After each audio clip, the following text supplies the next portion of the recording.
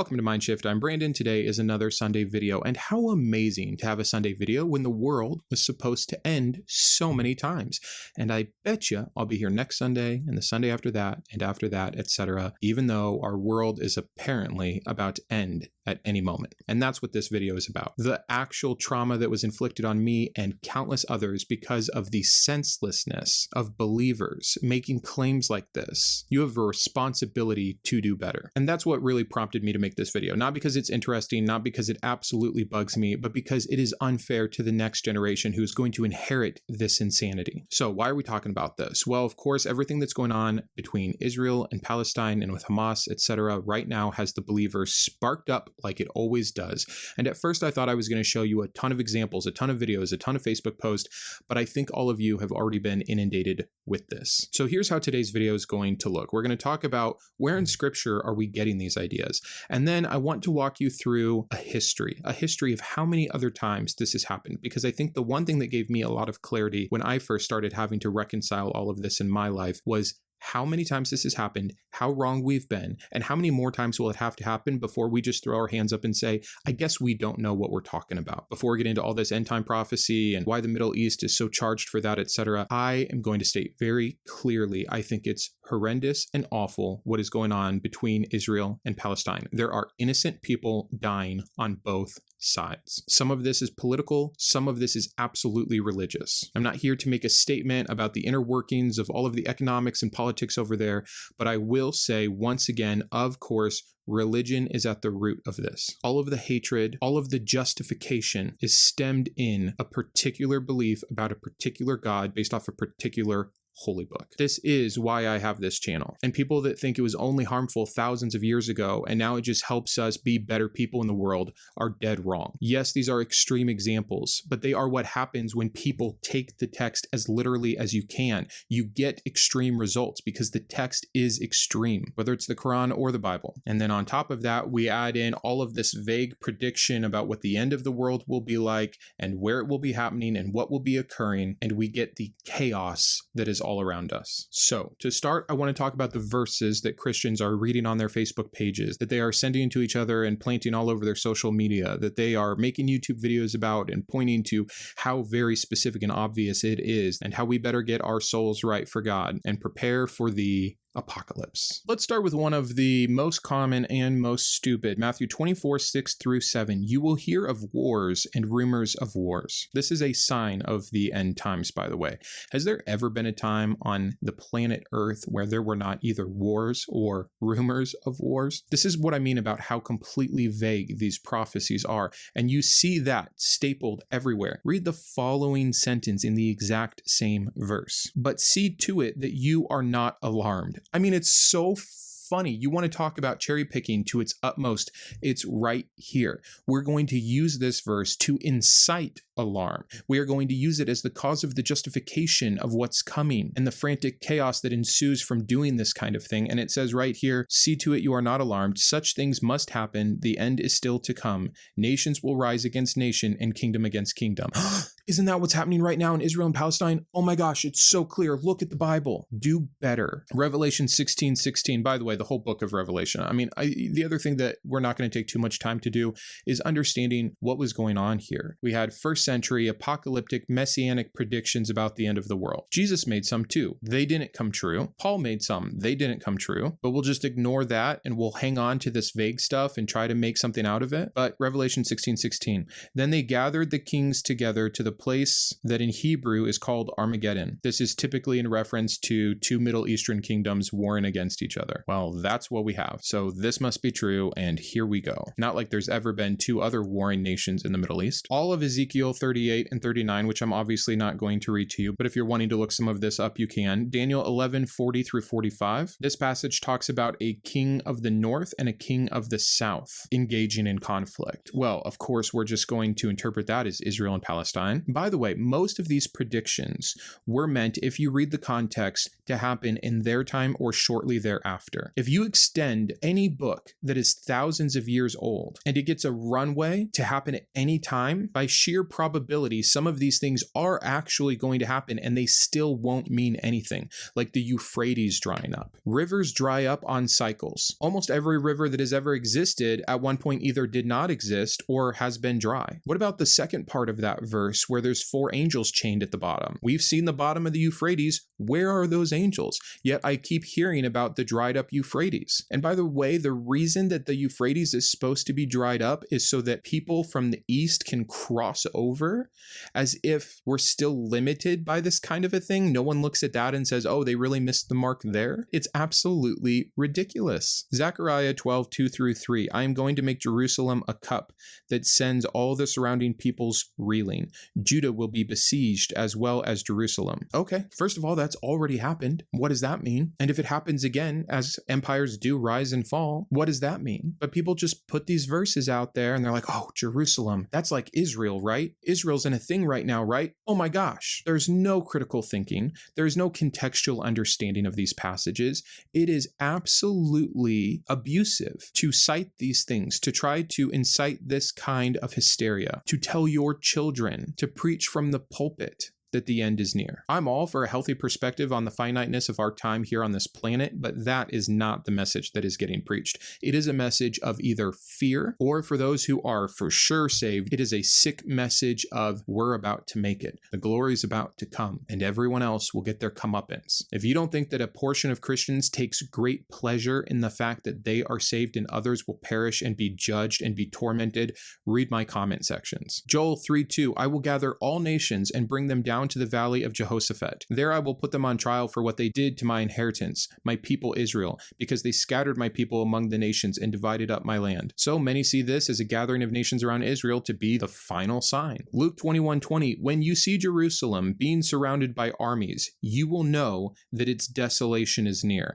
Couldn't you say that for almost any city that is being surrounded by armies, that its desolation is near, yet alone the vagueness of the end time correlation within it? 1 Timothy 4:1, the Spirit clearly says that in later times some will abandon the faith and follow deceiving spirits and things taught by demons, right? So this is, I am starting to get a little bit out of specific things around the Middle East or around Jerusalem or Israel, etc., but these have been making the rounds as well. I hear it coming out of both sides of the mouth of the American.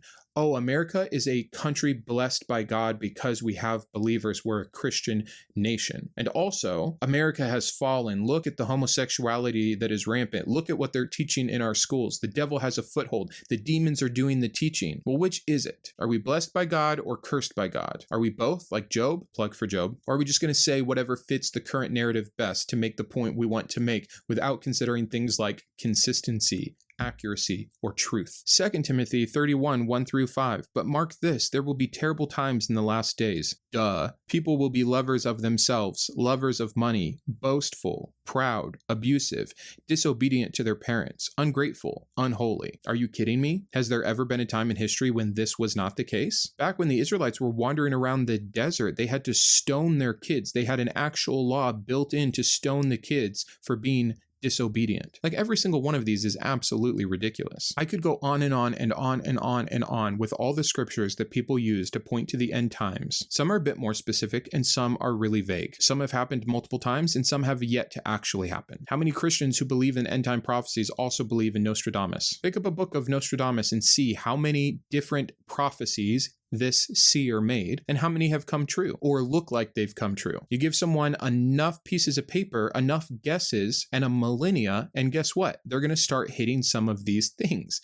They're also going to miss a ton. How bad are you at reading this kind of stuff? It's like a horoscope. Say there's 7 lines in today's reading. 1 of them really fits you. 3 kind of do, and 3 don't at all. Then it's useless. But you focus on the 1, you hold on to the vagueness of the 3, and you completely dismiss from a confirmation confirmation bias, the things that don't line up. Oh, wow, look at how accurate today is. Oh, wow, look at our Bible. Look how much this God knows. This isn't even a video to talk about biblical prophecy, really. Like, there are inherent issues with how the Bible, in its circular reasoning and building upon itself, deals with prophecy. But I wanted to lay a foundation for where people are getting this and how ridiculous it is, even at its root. But now let's add another layer here that shows how insignificant these claims are, and that is history. Cold, hard facts. The first thing I want to point out is this world is more peaceful, literally, than it has ever been.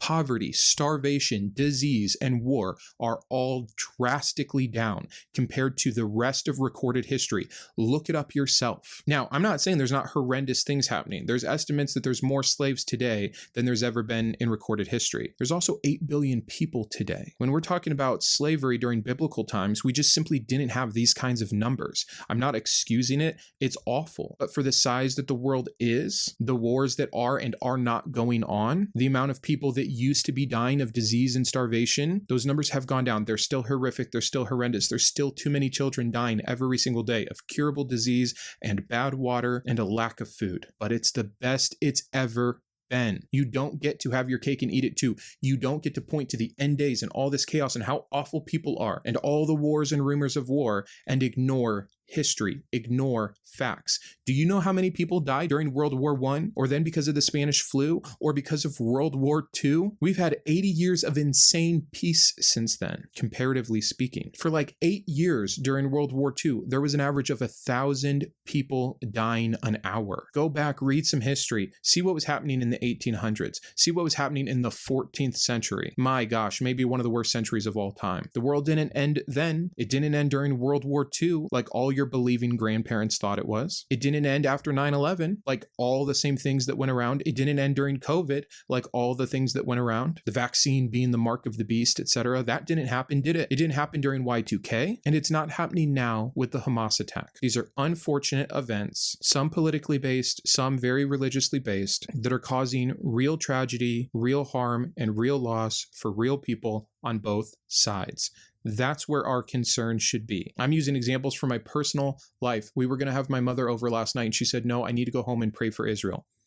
Don't get me started on the ridiculousness of prayer. See this video. I'm getting off on a tangent, but my point is this kind of ideology, this kind of attention to the things we're not supposed to be concerned about, that also God tells us we can't know. No man knows the hour, even Jesus himself, apparently, since he got his prophecy wrong. So if you can't know and you're not supposed to worry and you're already supposedly saved, why don't you help the world out in the meantime and not by screaming fire in the movie theater? So I hit some of those more recent events like Y2K and 9/11 and Corona, etc. But let's go through all the times in history people thought the world was ending. Not all of them, a handful of them. Supposedly, in 2800 BC, we have an Assyrian tablet that translates to this: our earth is degenerate in these latter days. There are signs that the world is speedily coming to an end. Bribery and corruption are common. If almost 5,000 years ago, they were calling it these latter days, and that the world is speedily coming to an end, and they point to the decline of man's nature, all this means is we know for 5,000 years we've had bribery and corruption, and that people have interpreted that as moral decay, meaning the end is coming. They were wrong. Most Christians today can't fathom that we'll be here in 5,000 years. No, Jesus will come back before then. My whole childhood was filled with specific dates of his coming back. An interesting point, something I want to share. Let me get the book. It is in Sean Carroll's book, The Big Picture. 1 second. Okay, it took me so long to find where. It's chapter 14 in this book. Sean talks about this, but I think it's really important. I'm going to read to you really quick. Unfortunately, human beings are extremely good at maintaining the basic makeup of their planets of belief, is what the chapter is about, even under very extreme circumstances. Leon Festinger, an American social psychologist who was the founder of cognitive dissonance theory, once studied an apocalyptic cult led by a woman named Dorothy Martin. Following Martin's lead, members of her group became convinced the Earth was going to be destroyed on December 21st, 1954, but that the true believers would be rescued by aliens the night before. Okay, I'm just going to cut to the chase. It goes on to say how serious they were. They quit their jobs, they said goodbye to their families, they all gathered together, the morning came and went, and no end of the world world, they didn't get beamed up. The reporters are there, they're saying, hey, it didn't happen, what's going on? And instead of saying, hey, we were wrong, the evidence we were using was faulty, they said, look at our belief. Martin went on to say,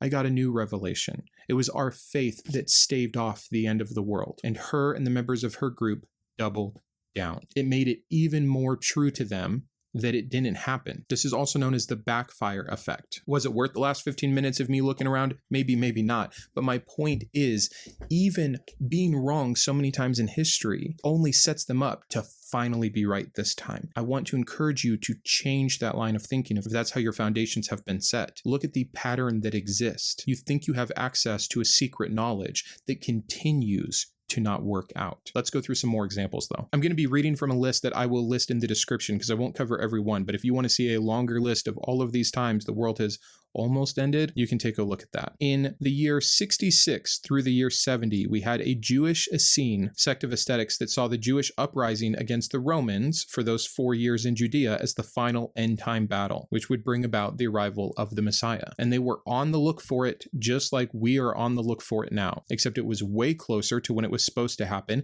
and the events were even more likely lined up with biblical scripture. And here we are almost 2,000 years later. In the year 365, we have it noted that Hilary of Poitiers, the early French bishop, announced the end of the world would happen during that very year. Nope. In 375 through 400, Martin of Tours, this French bishop, stated that the world would end before 400 AD. Writing this, there is no doubt that the Antichrist has already been born, firmly established already in his early years. He will, after reaching maturity, achieve supreme power. Doesn't it sound like that was something that was written last night on Facebook? 1600 years ago. I've heard almost this exact phrase verbatim like 10 different times in my lifetime. Here's a really specific date. On May 27th, 482, a bishop in Portugal wrote his chronicle in his firm belief that humanity was living in the end times, marching towards its certain doom on this day when Jesus would come back and the world would end. I also love how much we're supposed to trust the early church fathers, and that's going to be a specific group of people that Christians have cherry-picked that worked out, but there were tons of early church fathers. Most of them thought the world was ending in their time. Most of them attributed natural phenomenon to miraculous events or demon possession because of a lack of knowledge that we have now that we absolutely know they were wrong about. But when it comes to doctrine, somehow they're untouchable. Well, how about the doctrines where they were basing their belief and their professed statement that the end was surely coming? And it didn't. The year 500 was a big deal for the end times, probably like the year 2000, right? These very good years. We have 3 predictions that Jesus would return this year, one of which was based off the dimensions of Noah's Ark, and another one based off the dimensions of the tabernacle. So now we're getting into all that fun math stuff.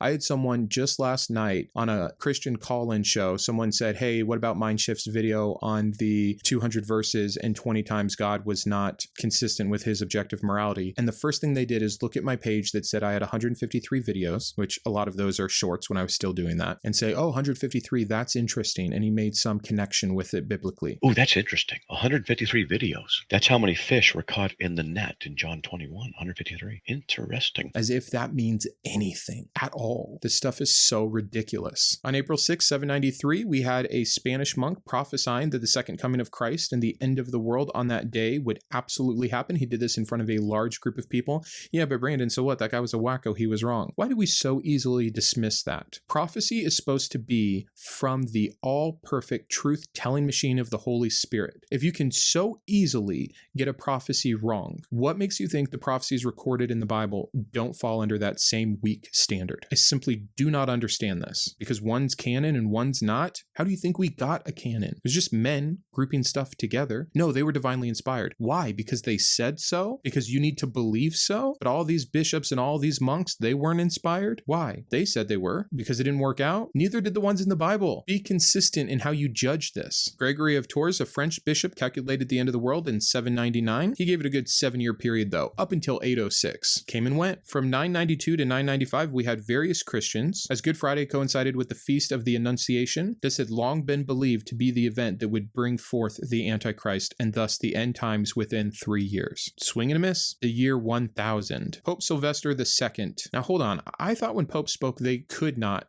tell the truth. It was as good as gospel. But he predicts, as well as many others, that it's coming in the year 1000, and as a result, riots are said to have occurred in Europe, and pilgrims troops headed east to Jerusalem. This one's funny. In 1033, following the failure of the predictions of January 1, 1000, we moved the goalpost. It's not 1,000 years after his birth, you guys. It's 1,000 years after his death. So we'll move it to 1033. Same thing. Came and went, so clearly moving the goalpost. I'll start speeding up through some of these. We have Giacomo Fiore in 1200, who was an Italian mystic. In 1284, we have Pope Innocent III. He was using this date because it was 666 years after the development of Islam. Man, people really haven't changed. Going back to my example from the book, people just continued to move the dates even within their own sect. So when Giacomo Fiore got it wrong in 1200 through 1260, had a 60-year time frame, still got it wrong. His followers moved it up to 1290, didn't happen in 1290.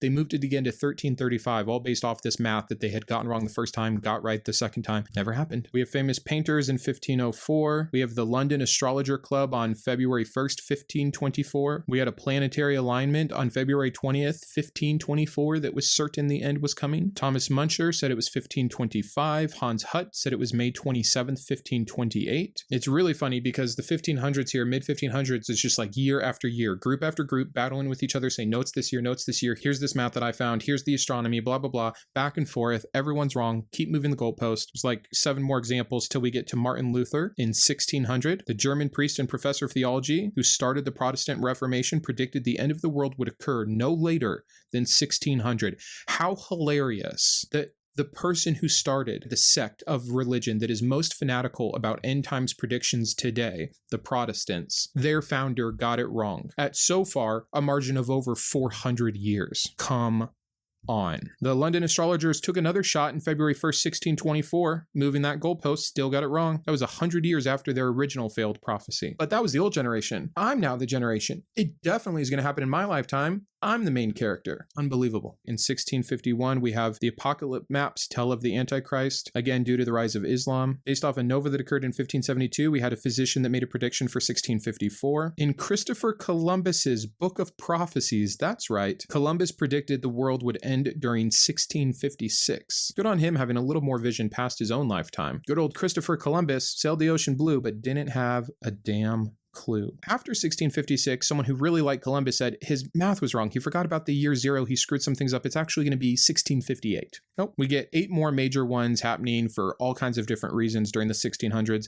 And then on the year 1700, right on the dot, just like always, we have 2 predictions. John Napier, following his 1688 prediction, Napier recalculated his end of the world prediction to 1700. And in 1642, Henry Archer predicted the second coming of Jesus would occur again right at 1700. Let's look at the 18th and 19th century. Each of them have about 16 or 17 documented claims. By the 20th century, we have 75. Don't worry, I'm not going through all of these at all. In fact, we're going really quick now, and then we'll talk about some of the most recent ones in the 21st century. So, looking at the 18th century, I think one of the most notable ones is 1792 to 1794. We have the Shakers, a Christian sect founded in 18th century England, predicted the world would end in 1792, and then when that didn't happen, they moved it to 1794. The other 16 of these were based off religious text mixed with mathematics, mixed with what was going on in our study of space. Lots of comets that were going to be ending the world. Let's see if there's anything notable in the 19th century. Oh, we have John Wesley, who was the founder of the Methodist Church. He wrote that Revelation 12:14 referred to 1058 to 1836 when Christ should come. The rest of the 19th century is actually a lot of redos, people that are making, or groups that are making their second or third predictions. Now, the 20th century had 75 documented cases. I'm going to pick out just a few interesting ones from here. It's crazy because this list is all things that essentially happened in the last 100 years when we had the advanced technology that happened during this time, where we had all of the information about what had happened previously and didn't occur, and it didn't change anything. If anything, it upped the ante. Well, in 1941, we have the prediction from the JWs. I'll need to understand that one more. Remember the Branch Davidians? Their first attempt was April 22nd, 1959. The failure of that prophecy led to the split of the sect into several subsects, the most prominent led by Benjamin and Lois Roden. We have Jim Jones thinking that we have the nuclear holocaust happening in 1967. Charles Manson for 1969. Helter Skelter, the apocalyptic race war. David Berg, who was the leader of the Children of God. You can look into that if you would like. That was for January 1974. The Jehovah's Witnesses took another shot for 1975, when back in 1966 they published articles stating that by 1975 the earth would hit 6,000 years old, and Bam, that was going to mean something. The thing that really amazes me as I read through this list is every single sect you could think, they all did it. Do you know why? Because they all had the same source material that did these kinds of things. This is religious thinking. Calvary Chapel for 1981. Pat Robertson of the 700 Club, the TV program, said 1982. Hal Lindsey thought it would be 1988 because it would be within 40 years, a biblical generation of the founding of Israel again that happened in 1948. Good logic. Bad result, bad logic too. Also, something I've noted as we've gone through the centuries is the means of destruction keeps changing as advancements in technology happen. It used to be floods and earthquakes. Then we started learning more about space and we thought it would be asteroids and comets. Then we developed nuclear weapons and that's how it's going to happen. It's just amazing to see how man-made and man-centered all of this is. Oh, good old Nostradamus had originally said July of 1999, so he got that one wrong, and yet I still see people on the internet talking about Nostradamus's predictions for biblical end times. Hey, if that one was wrong, they're all wrong, or coincidence at best. But he missed it. He was wrong. You don't get to make more than one end time prediction. You shouldn't be anyways. Then there is just an endless amount that happened between 1999 and January 1st, 2000. I wonder why. The turn of the millennia, Y2K, take your pick. There's so much significance here. You can just make up whatever you want, and people did. And obviously we have plenty for the 21st century, but I think you guys get my point. And just for fun, in case you wanted something to look forward to, our apologetic friend, Kent Hovind, he speculated back in 2015 that 2028 was the most likely year for the rapture. So what is the purpose of all of this again? What are we trying to learn? We're trying to learn that this is in man's nature. We want control over the things we don't have control of. That's how religion started in general. What happens after you die? We don't know. How did the universe begin? We don't know. What's the meaning of life? We don't know. Insert God, God, and God. Now let's try to narrow down on those specifics. Oh, God created the world in 7 days, speaking and using magic. That's how. Oh, the meaning of our life is to glorify and worship God. Oh, after we die, we go to either heaven or hell. So now you want to know when the world is going to end? No problem. Here's some guesses. But unlike those first few categories, we can't just say something abstract that's unfalsifiable. We have to give a date and a cause. And we have to back that up with some kind of reasoning. You can't control these things. Some things in life you do not know. There is no secret message. There is no hidden agenda. There is no God, at least not one that is communicating with us, and definitely not the man-made ones like Yahweh or Allah or any of the other man-made gods we have had. You don't know. You will most likely never know. How much better would all of the work of these people's lives that went into the predictions and the preaching and the preparing have been if they actually just took care of their fellow human beings? I think this is the last thing to consider. Why do Christians want this so bad? I know the Christian answer. Oh, to live is die and to die is gain. What could be better than heaven? See my video. I just want to be reunited with Christ. Okay, but why not after a nice full life of 70, 80, 90, 100, 120 years? Why not after making this world a better place? Why not after winning more souls? You wanting the end of the world now is pure selfishness. Tell me how it is not. You wanting billions upon billions to die and go to hell while you ignore the Great Commission and you haven't gone out to make sure everyone has heard the good news, even though that's a requirement. It's one of the signs that every tribe will have had a chance to know. You sit back, you watch your TV, you argue with me online, and you rally for the day that God's justice will come and smite these sinners and bring you up to make you feel good, to bring you to a place with no more suffering. It's selfish. The best you could say is God's will be done. God's will is that you don't fret about this and that you don't know when the date is. So if you really believe in him, do what he called you to do here on earth. Leave tomorrow alone and help your fellow man, not with fear tactics of hell and rapture, but with actual kindness and providing for them, contributing to the goodness in the world instead of robbing it and wishing it away and condemning it for the evil that's already upon it. The cognitive dissonance here is amazing. The evil that is happening in the Middle East right now, the families that are being torn apart, the people on the run, the people that have been dismembered, the people that have been kidnapped, the people that have been tortured, the people that have been bombed, the people that are used as pawns between two nations or two groups of people arguing over land from a political and mainly religious rationale is why we have this suffering. And you're rooting it on. This has to happen. This is God's plan in action. Here we go. So I will get off my high horse. I understand it sounded preachy, but but I was someone who was affected by this line of thinking and argumentation for my entire childhood. It was in every church I went to for the majority of my life. It was a constant thought in the back of my head. And it's one small example of one person, of one family, where this kind of thing is rampant. You have a responsibility to your children to know what the hell you're talking about before you say these kinds of things out loud and claim them as truth. Okay, and I went into it again. I'm sorry. Thanks for watching. Let me know your thoughts. Add in any other verses. There's tons of verses. Add in any other predictions. There's tons of other predictions. I want this to be a source of comfort to those of you that don't know yet that God is false, to at least know that there is no reason to believe that what is happening today in the Middle East has anything to do with what the creator of the universe plans to do for the end of the world. There's enough real things to worry about. Choose one of them. Let's create some action. Thanks for watching. Have a wonderful day. I've got a great video on Tuesday where I am reacting to Kendall with some ridiculous claims he made about how he knows Jesus is true, and it has nothing to do with Jesus or the Bible, by the way. Thursday, we're talking about Psalms, and next Sunday, I think I'm going to be talking about the genius of Yahweh. Thanks for being here. Have a wonderful day, and until next time, keep thinking. I wanted to personally thank my top 3 tiers of support. First is the Iconoclast Tier with GVI Precision Body and Paint, Jason Rollins, Oliver, and Shawn Skaggs. Also my Atheist Advocate Tier, Elijah Jeffery, Jarrod Nichols, Kristi Goff, and Sparky. And lastly, a huge shout out to all of my Secular Scholar Tier patrons. If you like what I'm doing on this channel or you believe in my mission, please consider supporting as well. Thanks and have a wonderful day.